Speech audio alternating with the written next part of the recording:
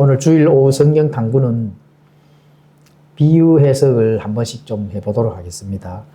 오늘은 열처녀 비유. 열처녀 비유에서 성경적 해석이 어떻게 되는지 마태복음 25장에 잘 나타나 있거든요.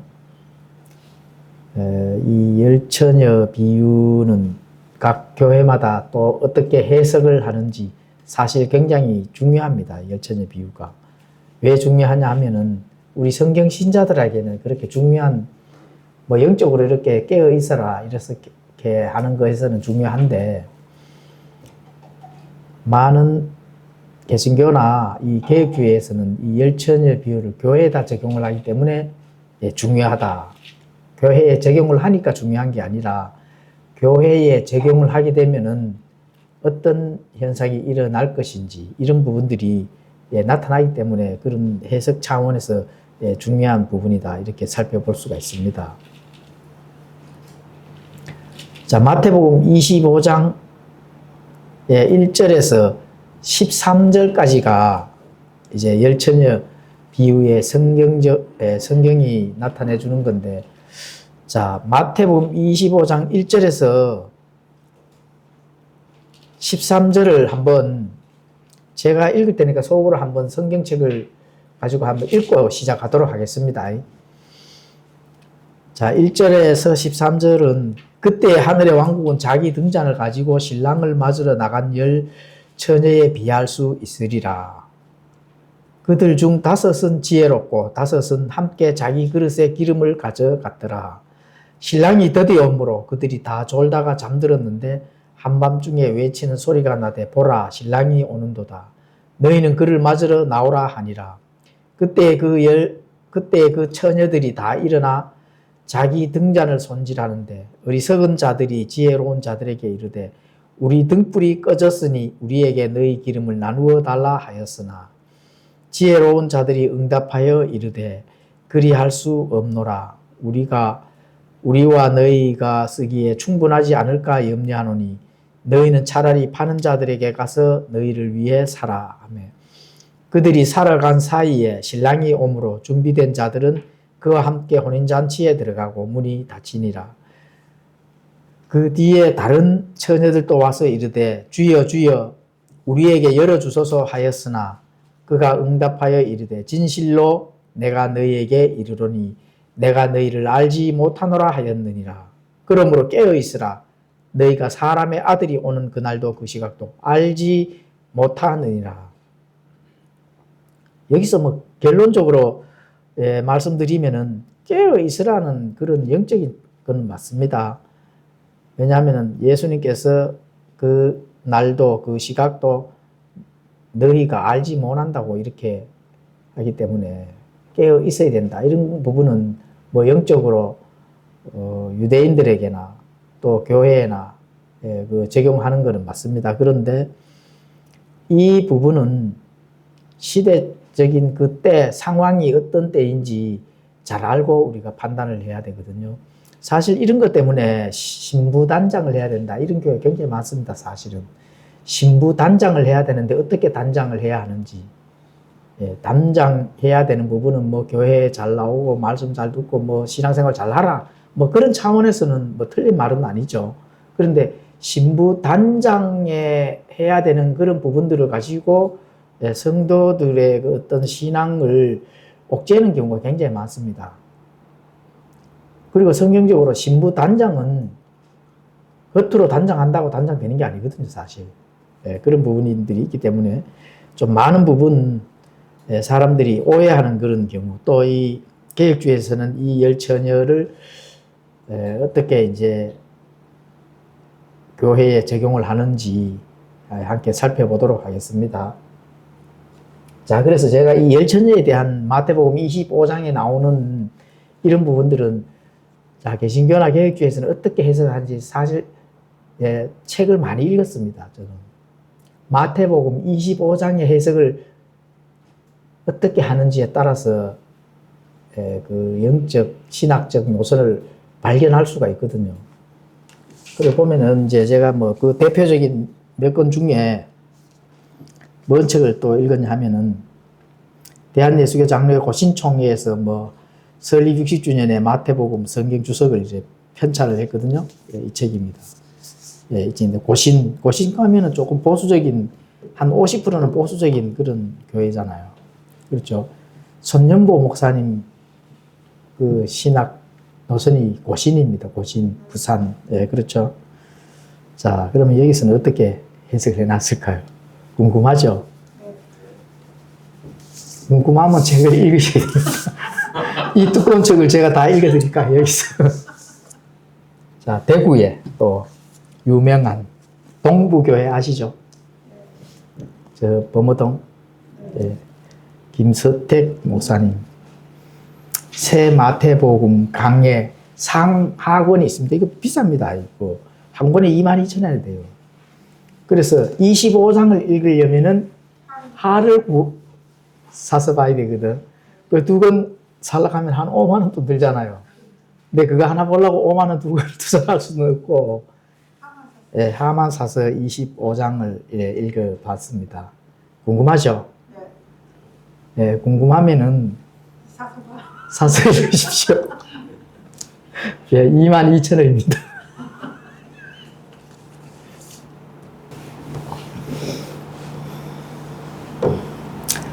자, 이 열처녀 비유, 제가 이거 이 두 파트로 나눠서 사실 하기로 했습니다. 오늘은 한 파트는 이제 어떻게 해석을 하고 이게 어떻게 시대적 배경이 되는지만 설명을 하고, 진짜 그러면 성경적에서 해석하는 그런 부분에서 정말로 그 해석이 어떤 부분인지, 여기서 가장 궁금한 해석이 기름이거든요. 기름을 어떻게 해석하는지에 따라서 정말 성경적으로 성경이 성경을 해석을 하는지 안 하는지, 거기서 차이가 나는 겁니다. 여기서 처녀는 뭐 어쨌든 상징이든 비유든 문자적이든 처녀는 처녀잖아, 그죠? 사람을 얘기를 하잖아. 그런데 사람을 얘기 안 하고 기름은, 지금 기름이 뭘까? 이게 중요한 거거든요. 네, 기름이 뭘까요? 예?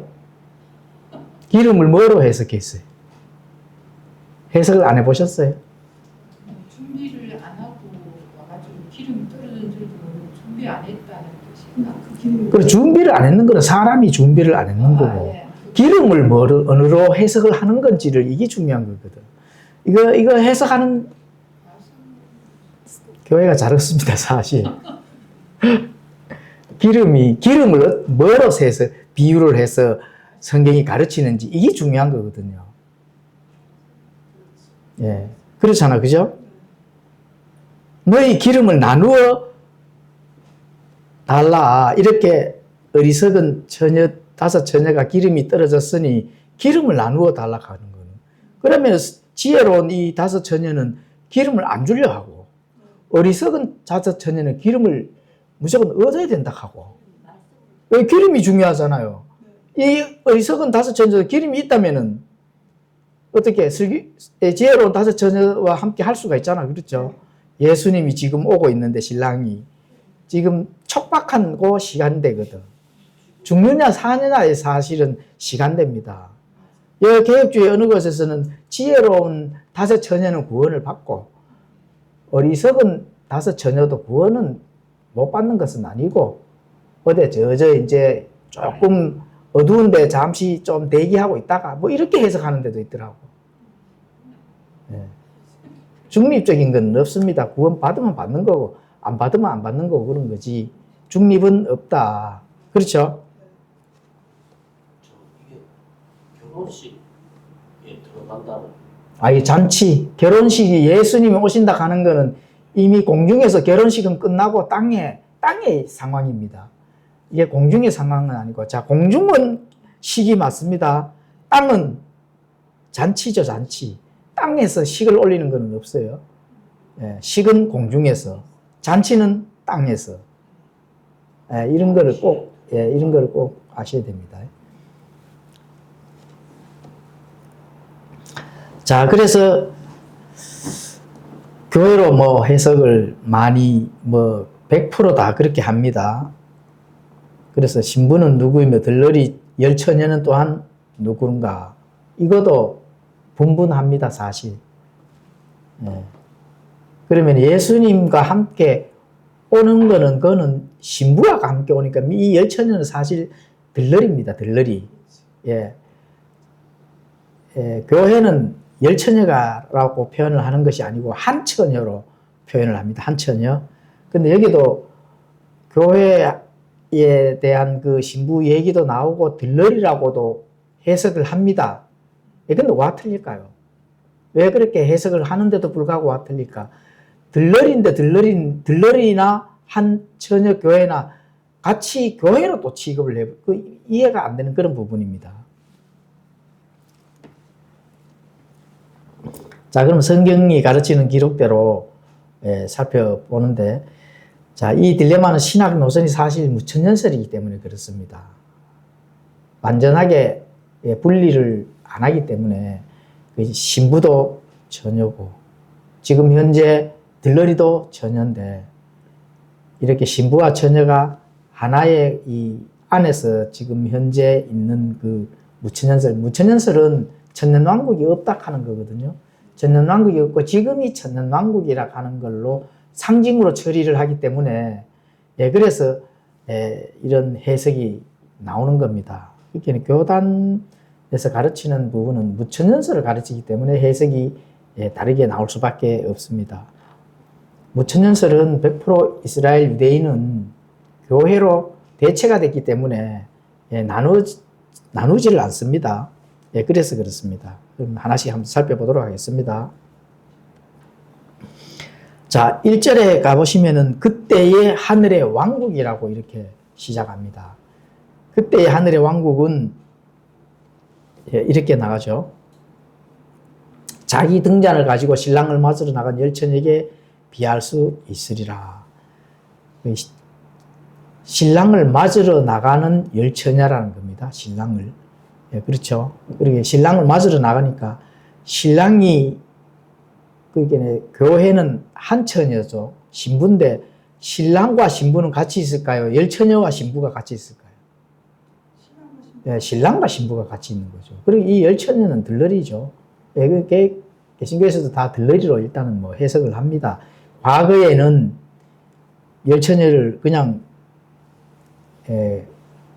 신부들, 그렇죠. 신랑을 맞이하는 신부들로만 해석을 했는데, 그래도 요즘에 많은 부분 해석을 바르게 해야 된다고 하니까 이제 이 들러리로도 이렇게 바꿔서 해석을 많이 바꿨어요, 개신교 목사들이. 예, 그렇죠. 그래서 개신교 이 목사님들은 이제 이 들러리, 또 교회 신부, 이걸 좀 나눠서 해석을 하기도 합니다. 자, 그러면은 그때의 하늘의 왕국이 이렇게 됐을 딱 하는 거는, 이제 제자들이 올리브산에서 예수님에게 질문을 던집니다. 마지막 때의 징조, 이거를 질문을 합니다. 예, 그때 그 마지막 때의 징조를 질문을 하니까 바로 세상 끝을 가리키는 겁니다. 그래서 24장에서 말씀하신 이제 환란 이후 세상 끝 지점이다 가는 거 꼭 아신다면은, 지금이 천년왕국 시대이기 때문에 지금의 현재 나타나는 부분들을 가리키는 것이 아니다, 이렇게 이제 볼 수가 있습니다. 자, 그러니까 단순히 언젠가가 아니라 특정한 경륜이 있는 그 시점을 말씀하죠. 경륜이 있는 시점, 그 이제 마지막 때의 그 시점을 가지고 가리키는 겁니다. 자, 그래서 그것은 이제 천국이라고 이렇게 개혁성경이 번역했는데, 천국이 아닙니다. 하늘의 왕국입니다. 왕국. 천국으로 이렇게 뭐든지 번역을 해놔 놓으면은 왕국이라 하는 그런 부분들을 알 수가 없고, 왕국은 항상 통치와 함께 이루어지는 거기 때문에, 왕국 하면 왕이 통치한다는 것까지 연결을 시켜 주셔야 되기 때문에 천국으로 이렇게 해석하면은 안 됩니다. 그래서 하늘의 왕국은 마태복음에만 기록이 되어 있다 하는 거. 우리가 마태복음은 유대인들에게 거의 99% 적용이 되는 부분입니다. 그리고 뭐 마가복음, 누가복음, 이 로마인들, 그리스인들 이렇게 이제 이방인들에게도 넘어가지만 마태복음만큼만 이제 유대인들에게 기록되어 있으니까 이거는 뭐 그러니까 우리 교회나 이런 거 전혀 상관이 없는 부분입니다. 그렇죠? 그리고 다니엘이 대언한 하늘에 하나님이 세우실 한 왕국이다. 예, 이렇게 보시면 됩니다. 다니엘서 2장 44절에 가보시면은 하늘에 하나님께서 세우실 그 한 왕국. 예, 그렇죠. 그래서 그 왕국이 이 땅에 세워지는 그 왕국을 바로 하늘의 왕국이라는 걸로 이렇게 사용이 되어집니다.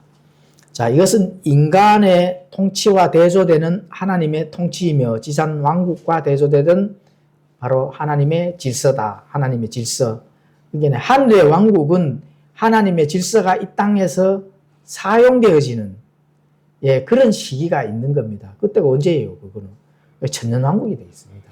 사람이 천년 동안 살면서 예, 하늘의 별들과 같이 땅의 모래와 같이 사람의 수가 많아지는 그 시점이 바로 천년왕국 시기라는 겁니다.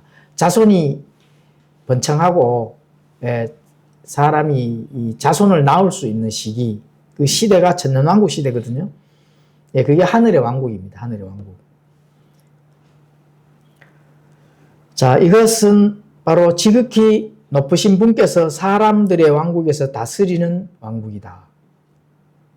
지극히 높으신 분께서 사람들의 왕국에서 다스리는 왕국. 그 누구예요? 다니엘서 4장 25절에서 말씀하시는 그 왕국이거든요. 지극히 높으신 분께서 사람들의 왕국에서 다스리는 왕국. 이게 이제 하늘의 왕국입니다. 그게 천년왕국이 되겠습니다. 자, 하늘들이 다스리는 왕국. 다니엘서 4장 26절에 가서 읽어보시면은 하늘들이 다스리는 왕국이다. 예, 이렇게 예, 기록을 합니다. 근데 이게 이제 통치의 권위가 이 땅에 타락한 인간이 아니라 하늘에 속한 권능으로부터 직접 그 통치권이 내려오는 예, 그런 것을 뜻하는데 뭐가 내려와요? 왕이 통치하는 그 왕권이 이 땅에 내려오는 겁니다. 내려와서 정말로 통치를 하는 시대. 상상 속에서, 이데아 속에서 통치를 하는 게 아닙니다. 뭐 영적으로 뭐 어떻게 되고 이런 게 아니고 실제적이고 가시적이고 이 땅에서 세워지는 그 물리적인 왕국이 천년 동안 이루어지는 겁니다. 예, 그렇죠. 예, 그래서 그런 부분들이 이제 예, 나오는 겁니다.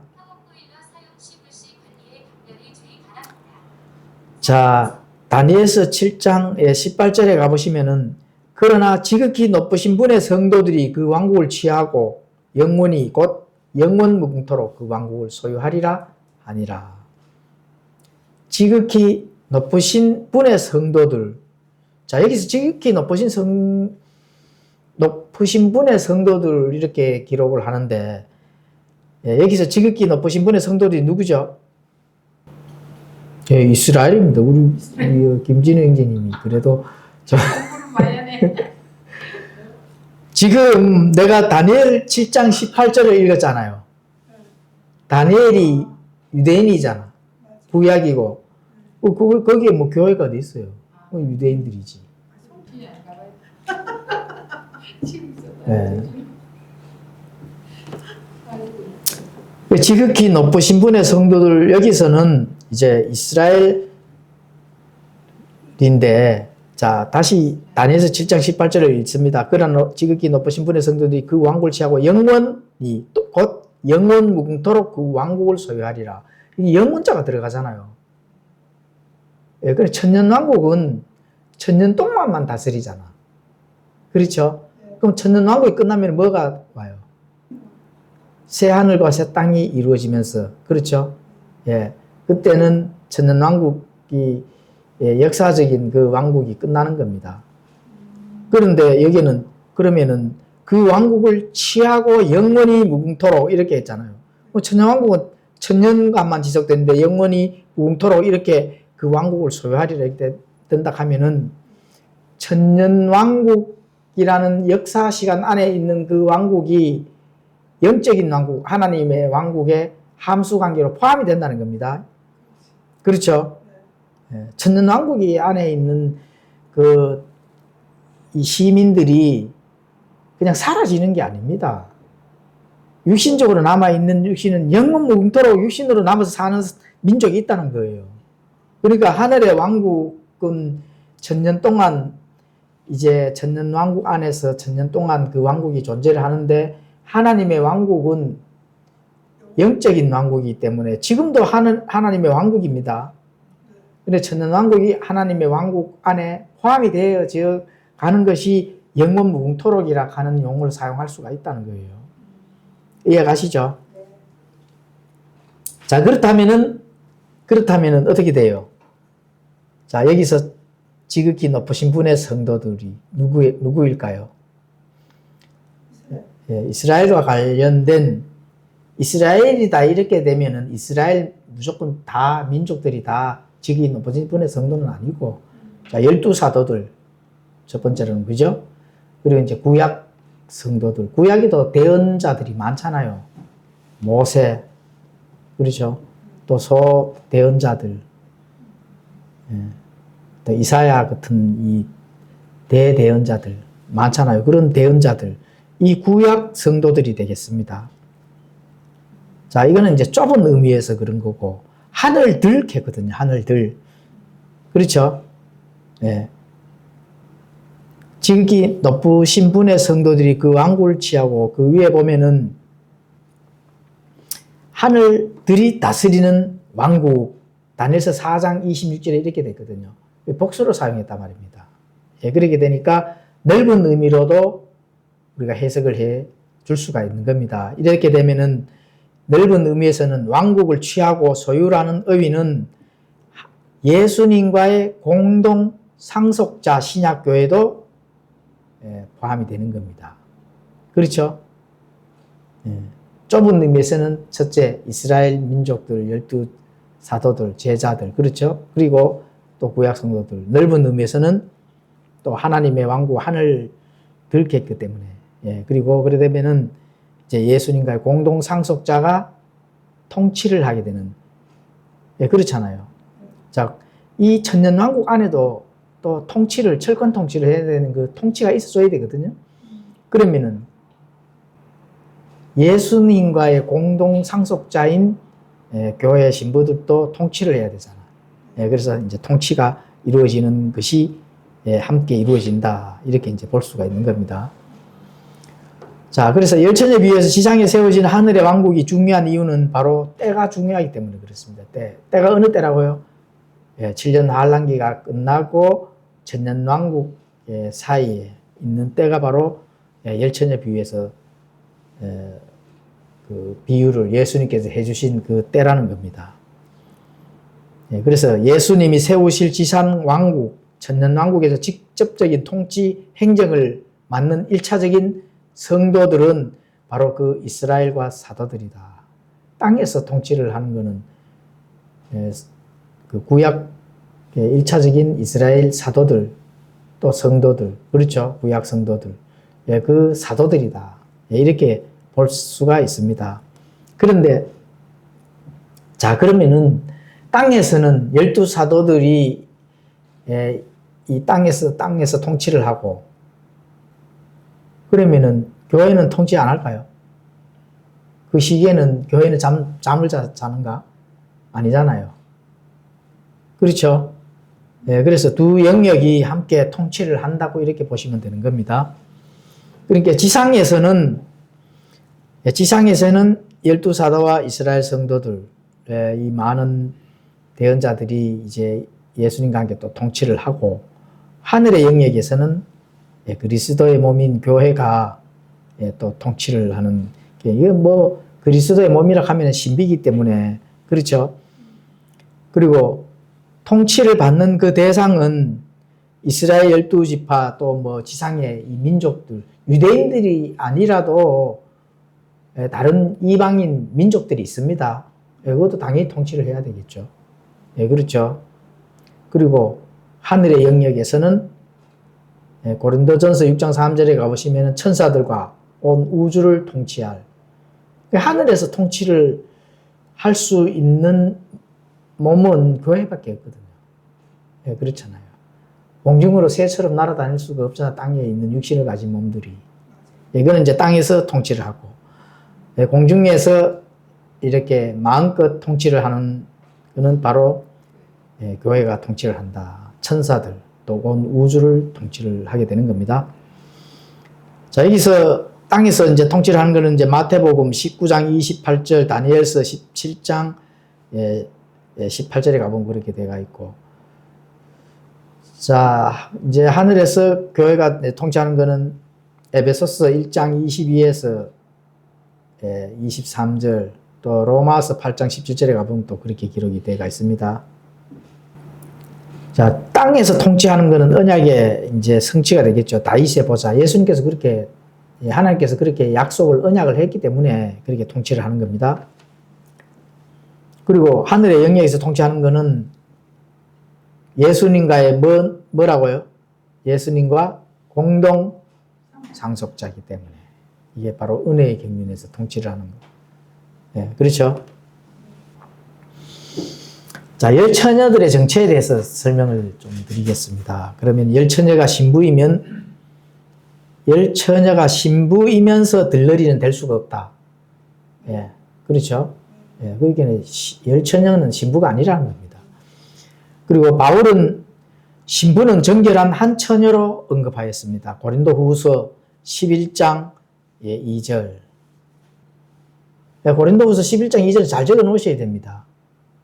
이거 뭐 열처녀 얘기하다가 교회가 열처녀다 뭐 이렇게 대화가 이어지는 경우가 많거든요. 그렇게 됐으면은 교회가 열처녀다 뭐 신부단장 해야 된다 이렇게 대화가 이어지면 어떻게 해야 될까요? 어떤 말을 해야 될까요? 예? 교회는 한 처녀라고 하잖아요. 이거 좀 기억을 하시라고 제가. 교회는 열처녀가 아니라 한 처녀, 단수, 하나다. 열은 복수잖아요.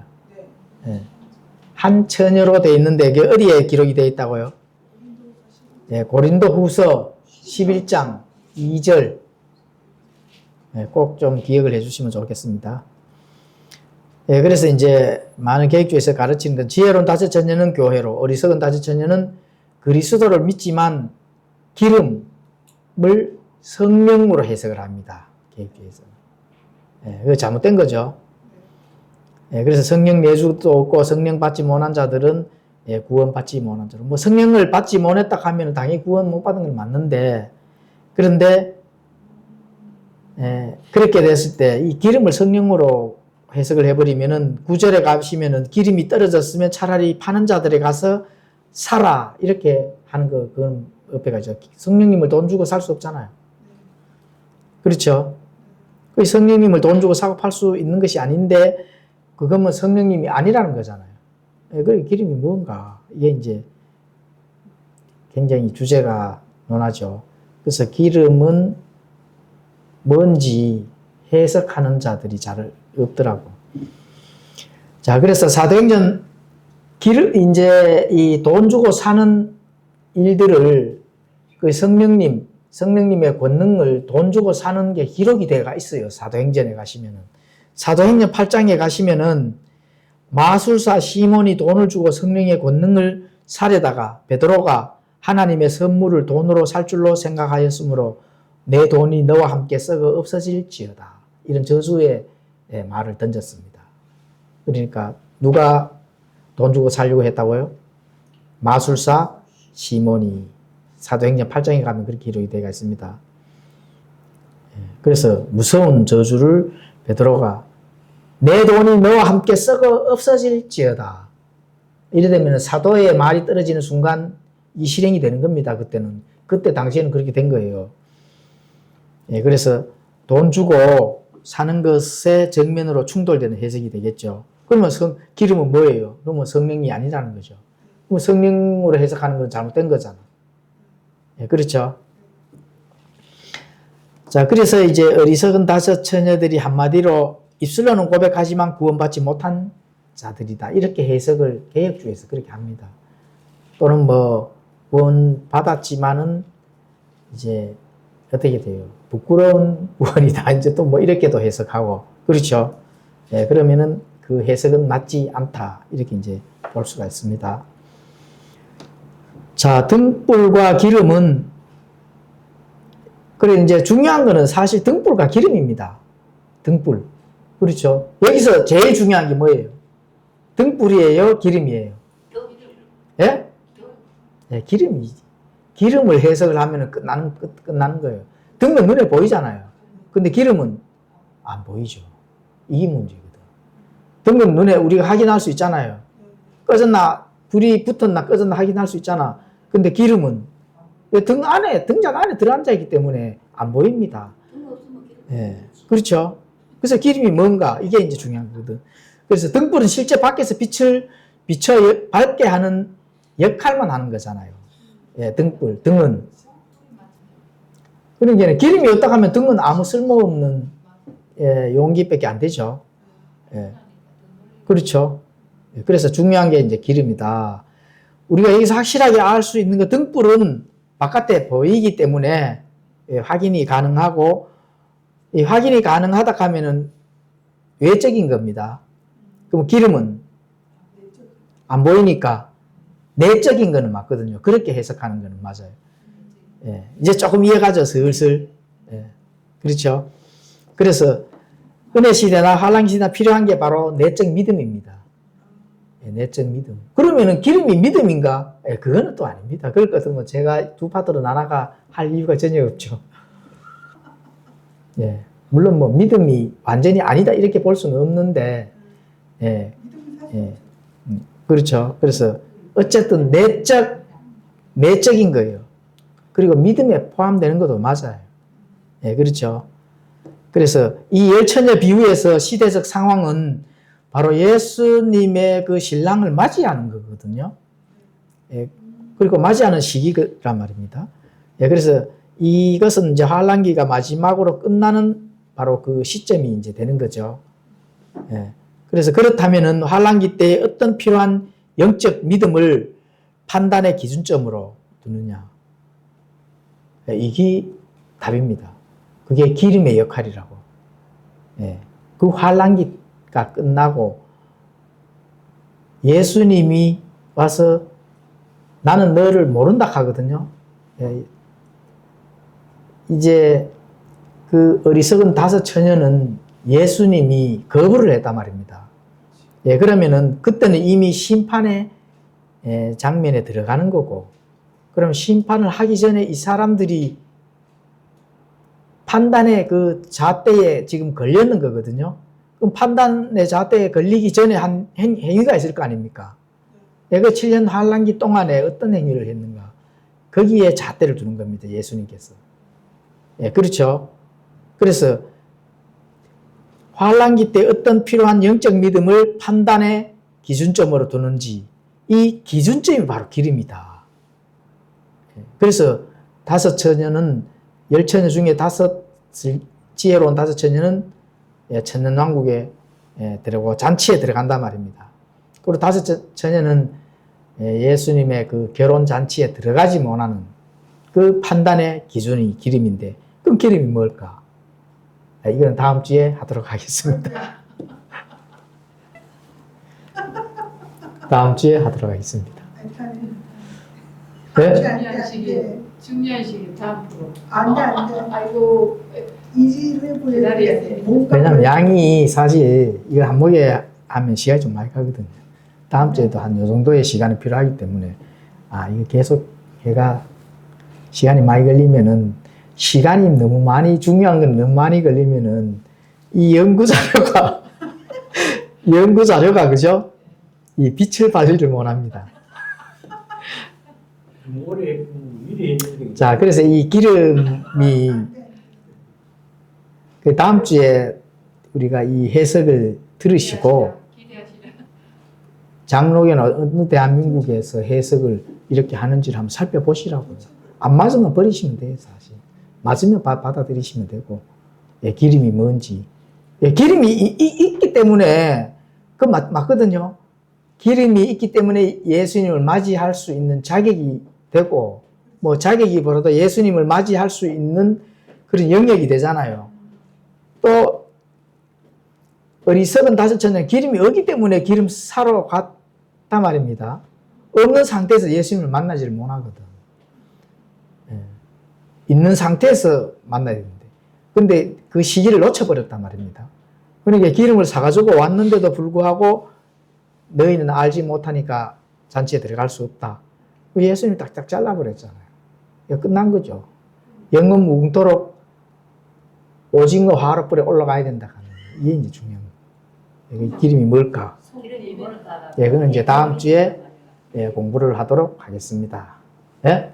저쪽에 아니, 이거는 그냥 한번 내가 이렇게 그만큼 이 책을 보여드리는 거는 해석이 예, 분분하고, 예.